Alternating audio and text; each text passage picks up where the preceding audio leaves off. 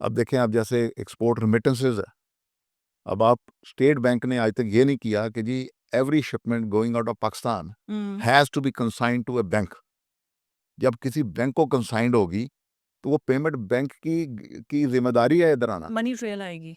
Money trail के अलावा वो पैसे कोई मार नहीं सकता।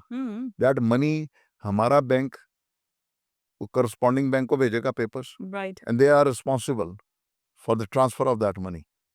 तो वो नहीं किया। आप बात कर रहे हैं एक सिस्टम की कि एक अब सिस्टम ये बना कितना रहता है। सिंपल सी बात है। तो अब क्या हो रहा है कि हर साल couple of millions of dollars लोगों के बाहर से आते ही नहीं, वो बेचारों की पेमेंट ही नहीं आती।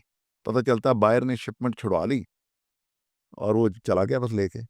वो बेचारा क्या करे, उधर जाके केस करे। It's very expensive. Right. Whereas के कुछ लोगों ने, कंट्रीज ने मैंडेटरी किया हुआ है कि the shipment has to be consigned to a ये बैंक। जो ठीक है उससे बड़ा पैसा, उससे बड़ा millions of dollar government of Pakistan का बच जाएगा।